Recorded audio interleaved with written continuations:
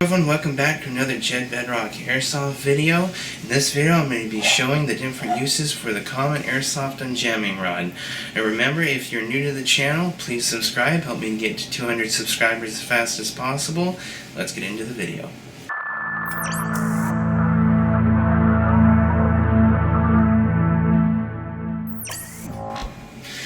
Alright, so when you get a new gun, like this one, you'll be presented with one of these. It is a common $3 Airsoft Unjamming rod. They come in different sizes. It depends on the size of the gun barrel that you buy. And this will come with it. It has two sides. It has a triangular shaped side, kind of like a jammer or a triangle, a wedge. And on the other side, it has like a thread needle type thing, how it has an oval hole on one of the sides. Each of these sides have different purposes, and I'll show you what they are. Now, the Airsoft Unjamming rod as a whole has several uses. The main being unjamming a BB from your barrel, the attitude from that one cheater on the field, and my personal favorite, using it to hit the air release valve on the ref's car tire. Now, don't actually do that. That would probably get you banned from the field.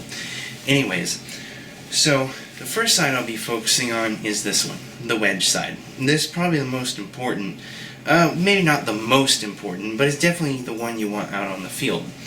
Now, the reason for this video is because I've noticed that the past few people that I've lent an unjamming rod to use it, they used it wrong. So I figured I'd make this informational video just for the newer people that may not know how to use one or just want to see this video because they want to. So, the wedge side first. The wedge side is for getting a BB out of your barrel.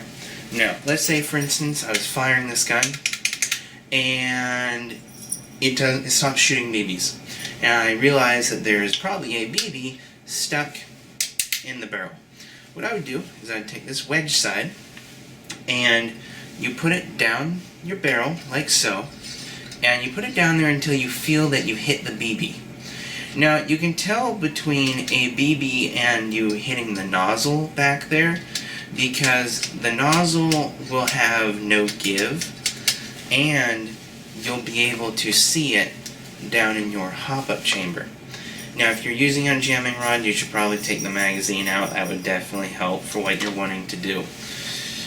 Or it just may not work anyways. So you put the wedge in down there, start doing this. You can feel the BB starting to give, and then eventually, boop, the BB will fall out the bottom of your hop-up, out of your receiver, and your gun will be thus unjammed. That is the most common use. The other use for it is on the other side with the loop. Now, this is for cleaning your barrel. And what I do to clean my barrel is you can use a special cloth or napkin, whatever you use. I personally use a little bit of toilet paper with some oil on it.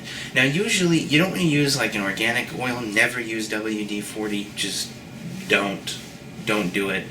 It causes problems other than your gun smelling like fish. So I take this, and I usually take one strip, tear it off, fold it over, and I use, instead of an organic oil, I use a synthetic machining oil called Super Lube. Here, this is what I use. I have a 3D printer. I use it on there too. It never goes away. It's synthetic. It's good. Though, if you're newer to the sport, I do recommend that you use some sort of Airsoft certified silicone lubricant. That's probably the best. Right, this is too thick. And don't go to the store and get one, because ones bought from the store have, and I've seen it, have the ability to melt plastic, and you don't want that. Not in your barrel, not on your gun. It's a bad day for everyone. Alright, now that I have the tissue in the thing, I'm going to apply a little bit of my lubricant. If you have a spray, Airsoft, like Elite Force lubricant, then you spray it on. I'm just going to use the Super Lube, and I'm going to dab it just ever so slightly, just enough to get some Super Lube on there. Put that off to the side. Then you're going to take your gun, and taking the cleaning end, you're going to push it into the barrel. Now, one thing, before you do this, turn off your hop-up. Turn it off.